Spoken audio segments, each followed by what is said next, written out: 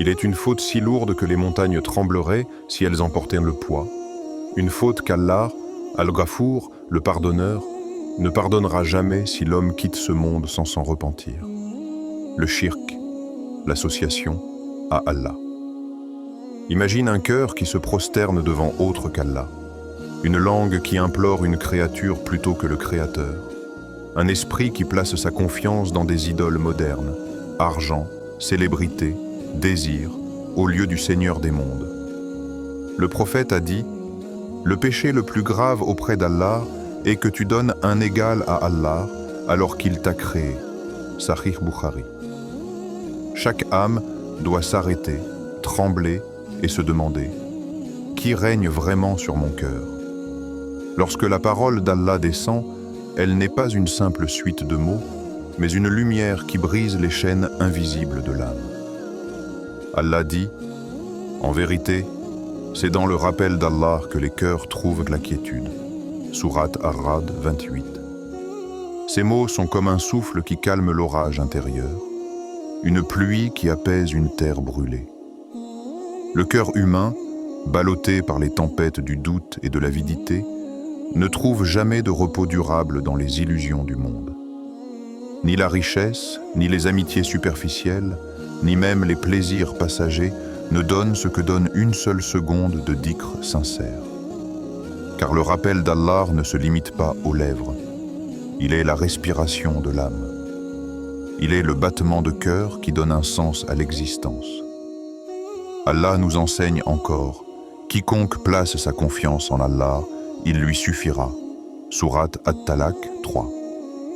Chaque croyant entend ce verset, mais combien osent le vivre? Faire confiance à Allah, ce n'est pas prononcer une formule vide. C'est déposer ses inquiétudes entre ses mains, comme un enfant confiant dans les bras de sa mère. C'est croire que même quand le chemin paraît fermé, Allah ouvre une issue qu'aucune intelligence humaine n'aurait imaginée. Ce verset est un défi lancé à notre insécurité moderne. Toi qui comptes sur ton salaire, ta réputation, tes réseaux, crois-tu vraiment que ce sont eux qui garantissent ton avenir? Le shirk, l'association, n'est pas seulement l'adoration d'une idole de pierre dressée au milieu d'un désert. Le shirk se cache dans le cœur lorsque l'homme s'imagine que sa réussite vient uniquement de sa propre force, que son destin est lié à des hommes puissants ou à des institutions fragiles. Al-Ghazali disait « Le voile le plus épais entre l'homme et son Seigneur est son illusion de suffire à lui-même. » Lorsque tu crois que ton argent te sauvera de la pauvreté, que ton médecin te guérira sans la permission d'Allah, que ton patron te nourrira sans la volonté du Créateur, tu dresses en toi-même des idoles invisibles. Le Coran dénonce cette illusion avec une force implacable. Ô hommes, vous êtes les indigents ayant besoin d'Allah, et c'est Allah qui se dispense de tout, il est le digne de louange. Sourate Fatir 15. Indigents, voilà ce que nous sommes, même au sommet de notre réussite. Indigents quand nous respirons, indigents quand nous aimons, indigents quand nous mourons. Le shirk est la négation de cette vérité, un mensonge chuchoté par le nafs et amplifié par Shaitan. Tu es maître de ton destin. Mais comment l'être alors que tu n'as aucun contrôle sur le battement de ton cœur, sur le souffle que tu prendras dans une minute? Ibn Taymiyyah disait « Celui qui adore Allah seul connaît la liberté véritable. Celui qui adore autre qu'Allah devient esclave de ce qu'il adore. Et n'est-ce pas ce que l'on observe? Celui qui adore l'argent ne dort pas par crainte de le perdre. Celui qui adore l'opinion des gens se déchire pour plaire à des cœurs instables. Celui qui adore son ego devient le prisonnier de son orgueil. Alors que celui qui se prosterne devant Allah goûte une liberté que rien ne peut briser. Et toi, où places-tu ta confiance? Le verset dit « Quiconque place sa confiance en Allah, il lui suffira. » Suffira. Est-ce que tu ressens ce mot? Il n'est pas dit qu'Allah donnera beaucoup, mais qu'il suffira. C'est-à-dire qu'il sera ton trésor quand tout manquera, ton refuge quand tout s'effondrera, ta lumière quand la nuit sera totale. Le monde entier peut se dresser contre toi, mais si Allah est avec toi, qu'as-tu à craindre? Et à l'inverse, le monde entier peut t'applaudir, mais si Allah n'est pas avec toi, qu'as-tu vraiment gagné? En vérité, c'est dans le rappel d'Allah que les cœurs trouvent la quiétude. Imagine un cœur qui bat dans l'oubli, rempli de colère, de jalousie, d'angoisse. Maintenant, imagine ce même cœur qui s'arrête un instant, qui dit « Subhanallah, Alhamdulillah, Allahu Akbar ». La lumière descend, les tensions se dissolvent, les blessures s'apaisent. Le Coran nous rappelle que la tranquillité n'est pas à vendre dans ce monde. Elle descend seulement du ciel. Alors demande-toi, si Allah t'appelait aujourd'hui, que trouverait-il dans ton cœur? Sa lumière ou l'ombre de tes illusions? Il est des vérités qui ne s'écrivent pas sur du papier, mais qui s'impriment sur le cœur comme le soleil sur l'eau. Ibn Qayyim disait, le cœur est comme un miroir. Plus il est pur, plus il reflète la vérité. Plus il est voilé, plus il projette des illusions. Imagine ce miroir en toi, parfois limpide, parfois terni par la poussière des péchés, parfois brisé par les passions. Chaque regard que tu poses sur la vie passe à travers ce miroir. Si ton cœur est pur, tu vois les choses avec clarté. Tu reconnais la vérité même si elle est amère. Mais si ton cœur est voilé, tu interprètes tout avec déformation. La vérité devient lourde, l'erreur devient séduisante. Et tu crois marcher droit alors que tu avances vers un précipice. Le shirk est l'un des voiles les plus épais. Lorsqu'un cœur s'attache à autre qu'Allah, il se couvre d'une obscurité que rien ne peut dissiper si ce n'est le repentir. C'est comme une tache noire qui grandit à chaque désobéissance. Le prophète a dit, lorsqu'un serviteur commet un péché, un point noir apparaît sur son cœur. S'il se repent, son cœur est poli. Mais s'il continue, la noirceur s'accroît jusqu'à l'envelopper. Ahmad, Tirmidhi. Ce voile devient alors si dense qu'il ne distingue plus la lumière de l'erreur, ni l'ombre du salut. Et toi, frère, sœur, as-tu déjà senti cette lourdeur dans ta poitrine, cette incapacité à goûter la douceur de la prière, comme si ton miroir intérieur s'était couvert de poussière? Le prophète nous a rappelé, le fort n'est pas celui qui terrasse les gens, mais celui qui se maîtrise lorsqu'il est en colère. Bukhari, Muslim. Ces paroles nous ramènent au véritable champ de bataille. Non pas les plaines où s'affrontent des armées, mais ce théâtre silencieux qu'est ton cœur. Ton adversaire le plus constant n'est pas à l'extérieur mais en toi. Ton nafs, ce moi égoïste qui réclame, exige, se vexe et s'enorgueillit. Chaque jour, il t'ordonne le mal. Le dominer est plus héroïque que toutes les victoires militaires, car qui règne sur son ego, règne sur sa vie. Ibn Qayyim encore écrivait « Le cœur est en voyage, il ne cesse de marcher, et tout ce qui le touche le colore. » Pose-toi alors cette question. Ton cœur marche-t-il vers Allah, ou bien tourne-t-il en cercle autour de ses propres désirs? As-tu dompté ton ego, ou est-ce lui qui te dompte? Regarde ton miroir intérieur. Y vois-tu la sincérité ou l'orgueil? Y vois-tu la gratitude ou la plainte? Y vois-tu la patience ou l'impatience? Il est dit dans un ancien proverbe islamique, le nafs est comme un enfant.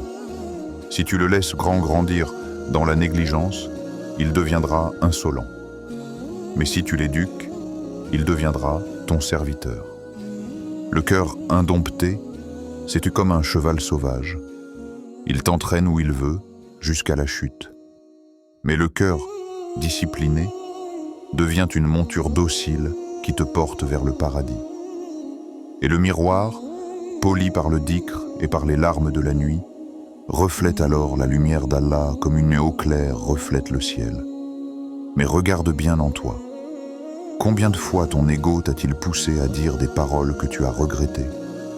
Combien de fois as-tu cherché à l'avoir raison plutôt qu'à rester vrai? Combien de fois as-tu choisi la colère plutôt que la maîtrise de toi-même? Chaque instant où tu cèdes au nafs, c'est une fissure dans ton miroir. Et chaque instant où tu le domines, c'est une lumière nouvelle qui s'y dépose. Alors arrête-toi un moment et demande-toi, si ton cœur était un miroir aujourd'hui, que reflèterait-il? La lumière d'Allah ou l'ombre de ton ego? Dans les rues brûlantes de la Mecque, il y eut un esclave au corps brisé mais au cœur invincible. Bilal ibn Rabah, radiyallahu anhu. Sa peau portait les traces des coups, son dos les marques de la corde, son souffle était arraché par la chaleur du désert. Mais sa langue, elle, ne cessait de répéter un seul mot. Ahad, Ahad, un.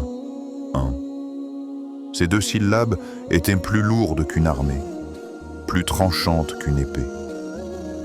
Elles résonnaient comme une gifle contre l'orgueil de Quraysh, défiant les idoles de pierre, rappelant que seul Allah est digne d'adoration. Ce cri solitaire bouleversa l'histoire et fit trembler les fondations du polythéisme. Ce n'était pas seulement une résistance physique, c'était un éveil spirituel. Bilal, esclave sans statut ni richesse, portait en lui la dignité que même les seigneurs de la Mecque ne possédaient pas. La conviction absolue que la puissance appartient à Allah seul. Il fut torturé sous les yeux de ceux qui se croyaient maîtres du monde, mais dans ses chaînes, il était plus libre qu'eux. Al-Ghazali l'a dit avec justesse, le tawhid est la clé qui ouvre toutes les portes. Sans lui, toutes les œuvres s'éteignent comme des cendres dispersées par le vent.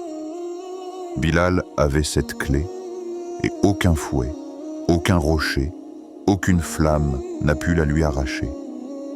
Et il n'était pas le seul. Souviens-toi de Soumaïa bint Khayat radiyallahu anha, première martyre de l'islam, transpercée, d'une lance pour avoir refusé de renier sa foi. Souviens-toi de Kabab ibn al-Arat radiyallahu anhu, torturé avec des braises brûlantes posées sur son dos jusqu'à ce que la chair fonde. Souviens-toi de Ammar ibn Yasir radiyallahu anhu, battu sans répit, son père tué, sa mère assassinée sous ses yeux, et pourtant son cœur lié à Allah. Ces hommes et ces femmes, que Quraysh considérait comme faibles, ont écrit avec leur sang la première page de la grandeur de l'islam. Chaque épreuve qu'ils ont traversée fut une preuve vivante que la force du croyant ne réside pas dans ses muscles, ni dans ses armes, mais dans son tawhid. Le shirk était partout autour d'eux, gravé dans les coutumes, ancré dans les cœurs, imposé par les chefs de tribus. Mais eux, sans armée, sans palais, sans richesse, ont résisté par la seule puissance de la foi. Et Allah fit de leur faiblesse apparente une victoire éclatante. Lorsque Bilal répétait « Ahad, Ahad », il ne prononçait pas seulement un mot, il plantait une graine dans le cœur de l'humanité. Cette graine a traversé les siècles. Elle a nourri les âmes des califes bien guidés, elle a inspiré les savants. Elle continue de rappeler aujourd'hui encore que tout ce qui est adoré en dehors d'Allah est une illusion vouée à s'éteindre. Ibn Taymiyyah disait « Le cœur ne goûte au bonheur que lorsqu'il adore Allah seul ». Les premiers croyants l'ont goûté dans les flammes de la persécution, et ce goût était plus doux que tout ce que leur bourreau pouvait offrir. Alors, regarde ton époque. Personne ne t'attache sous le soleil brûlant. Personne ne t'écrase sous un rocher pour te forcer à renier le tawhid. Mais n'as-tu pas, toi aussi, des chaînes invisibles? L'esclave d'hier est libre aujourd'hui, et l'homme libre d'aujourd'hui est peut-être devenu l'esclave de ses désirs, de son argent, de son image. Les idoles de Quraysh ne sont plus là, mais les idoles modernes prospèrent. Écran, célébrité, ambition démesurée. Et chaque fois que tu laisses ton cœur dépendre de ces illusions, n'est-ce pas une forme de shirk, plus douce, plus subtile, mais tout aussi fatale? Bilal répétait « Ahad, Ahad », alors qu'il était seul contre tout un peuple. Et toi, qui as le Coran entre tes mains, la sunna accessible, la mosquée ouverte, Que répètes-tu face à tes propres épreuves? Que crie ton cœur quand il est mis à l'épreuve? Ahad, Ahad, ou bien Dunya, Dunya. Le shirk est une chaîne invisible, tressée de désirs, d'illusions et de peurs. Elle ne résonne pas comme le fer, mais elle serre le cœur jusqu'à l'étouffer. Pourtant, Allah a donné à ses serviteurs une arme d'une beauté silencieuse, plus tranchante que les sabres des rois, la prière. La prière n'est pas un rituel mécanique, c'est une épée de lumière qui fend l'ombre intérieure. Chaque takbir est un coup porté contre l'ego, chaque prosternation est une flèche décochée contre l'orgueil. Quand ton front touche la terre, c'est ton âme qui s'élève. Et dans ce geste simple, tu brises des idoles invisibles que tes yeux ne voient pas, mais que ton cœur porte depuis longtemps. La prosternation est la négation la plus puissante du shirk. Tu abandonnes ta grandeur, tu renonces à ton statut, tu réduis ton corps au plus bas pour que ton esprit soit élevé vers le plus haut. C'est là que se cache le secret de la prière. Ce n'est pas une répétition vide, mais une forge silencieuse.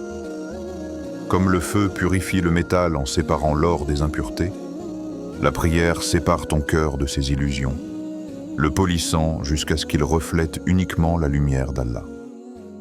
Ibn Taymiyyah disait « Le cœur ne trouve jamais la paix tant qu'il n'adore pas Allah seul. » Ce n'est donc pas dans la réussite extérieure, ni dans les applaudissements du monde, que l'homme trouve le repos, mais dans ce moment intime où il dit « Subhana Rabbiyal A'la » en posant son front au sol.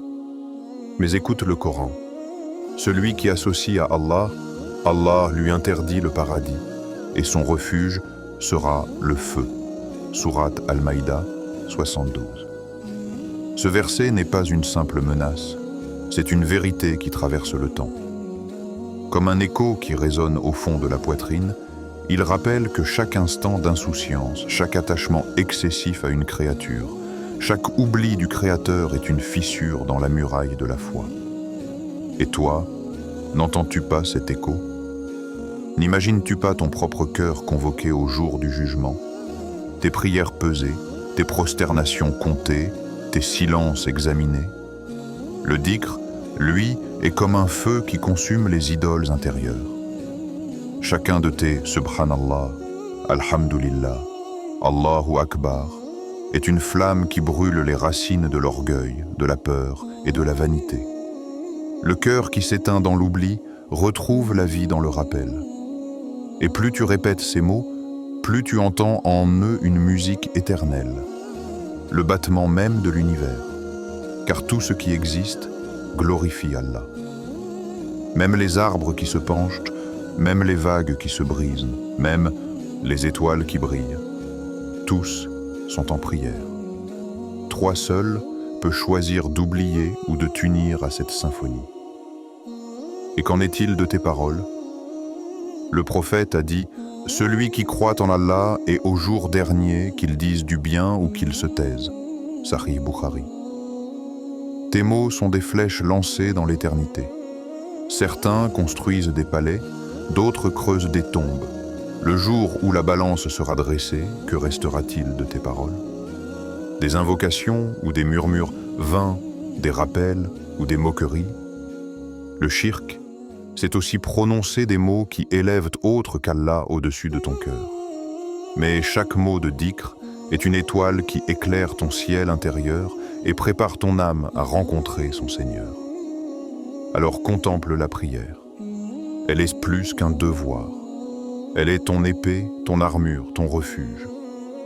Quand tu l'accomplis avec sincérité, tu tailles dans la chair de tes illusions. Quand tu l'abandonnes, tu tends ta gorge aux griffes de ton ego. As-tu déjà senti, après une prosternation profonde, ce silence paisible, comme si tout l'univers s'était arrêté pour écouter ton cœur? C'est dans ce silence que se cache ta victoire.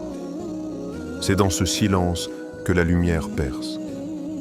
Alors, frère, sœur, pose ta main sur ta poitrine et écoute. Ton cœur bat, mais pour qui bat-il vraiment? Dans les profondeurs de ce cœur se cache soit une lumière qui rayonne, soit une ombre qui dévore. Qui, qui s'y cache? La question n'est pas poétique, elle est existentielle.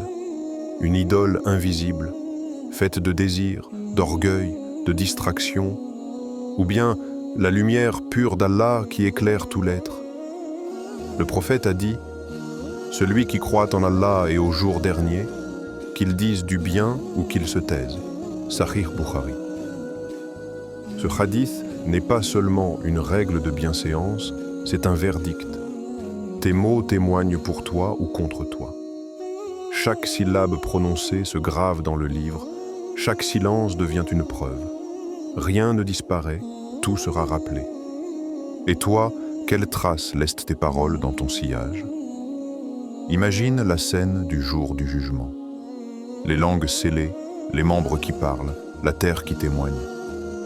Ton regard dira où il s'est posé, tes mains raconteront ce qu'elles ont pris, tes pieds indiqueront où ils t'ont porté. Même le silence de ton cœur deviendra une voix. Le shirk, c'est la seule faute qu'Allah ne pardonne pas sans tauba sincère. Tout peut être effacé. La montagne des péchés peut s'écrouler dans l'océan du pardon. Mais l'association, si elle n'est pas brisée par la repentance, devient un mur infranchissable. Pense-y. La porte du pardon est encore ouverte aujourd'hui, mais demain, elle peut se fermer pour toujours. Le temps est ton plus grand ennemi. Tu crois avoir demain, mais qui t'a promis demain? Chaque respiration que tu prends est un prêt qu'Allah t'accorde. Chaque battement de ton cœur est une cloche qui annonce ton rendez-vous avec lui. Ibn Qayyim disait « Le temps n'est qu'une épée. Si tu ne la tranches pas, c'est elle qui te tranchera. » Combien de jours as-tu laissé filer? Combien de prières as-tu abandonnées? Combien de fois ton ego a-t-il triomphé sur ton âme? Si tout s'arrêtait ce soir, quelle vérité porterais-tu devant ton Seigneur? Une vie bâtie sur le rappel ou une vie construite sur l'oubli? Regarde autour de toi. Les visages, les rues, les écrans, tout disparaîtra. Ton argent, tes relations, tes ambitions ne franchiront pas ta tombe. Ce qui restera, c'est ce que tu as semé dans ton cœur et dans tes actes. Ibn Taymiyyah disait « Le vrai prisonnier est celui dont le cœur est emprisonné loin de son Seigneur. » Tu peux te croire libre, voyager, parler, posséder. Mais si ton cœur adore autre qu'Allah, tu es captif d'une cage invisible. Et cette cage te suivra jusque dans l'au-delà. Si tu ne la brises pas maintenant par la tauba, le dhikr et le retour sincère vers Allah. Alors cherche, scrute ton cœur. Ne le laisse pas être ce miroir terni qui reflète seulement les illusions. Fais de lui une lampe nourrie par la foi. Mais sache une chose, chaque choix compte. Quand tu dis « La ilaha illa Allah » avec sincérité, tu allumes une étoile dans ton ciel intérieur. Quand tu oublies Allah, tu souffles sur cette lumière. Ce n'est pas un combat abstrait, c'est ton combat quotidien. Entre le murmure du nafs et la voix du Coran. Entre l'appel de la dunya et l'appel du muezzin. Entre la chaîne du shirk et l'épée de la prière. Et toi, que choisirais-tu si cette nuit était ta dernière? Que offriras-tu comme vérité quand tes yeux se fermeront et que ton âme sera rappelée? Un cœur vidé par les illusions ou un cœur rempli par la lumière d'Allah? Frère, sœur, tu as entendu l'histoire des premiers croyants, tu as entendu la voix du Coran, les avertissements du prophète, les sagesses des savants. Tout cela n'est pas un récit ancien, c'est un miroir tendu devant ton âme. Le shirk est la seule faute qu'Allah ne pardonne pas sans tauba. La prière est ton épée, le dhikr ton bouclier, et le tawhid ton souffle de vie. Chaque instant que tu vis est une occasion de choisir la lumière ou de t'enliser dans l'ombre. Et si tout s'arrêtait ce soir? Si ton cœur cessait de battre à la fin de cette journée? Que trouverait Allah dans ton livre? Des traces d'oubli ou des éclats de sincérité? Ne laisse pas ton ego écrire ton destin. Ne laisse pas ton silence devenir un témoignage contre toi. Aujourd'hui, la porte est ouverte, la miséricorde t'attend, la vérité t'appelle. Demain, elle se peut qu'elle se ferme pour toujours. Alors répète-le avec sincérité, avec force, avec des larmes si nécessaires. La ilaha illallah. Il n'y a de divinité digne d'adoration qu'Allah. Tout commence par cette parole et tout se termine par elle. Fais-en ta viatique, ton arme, ta lumière et ton salut éternel.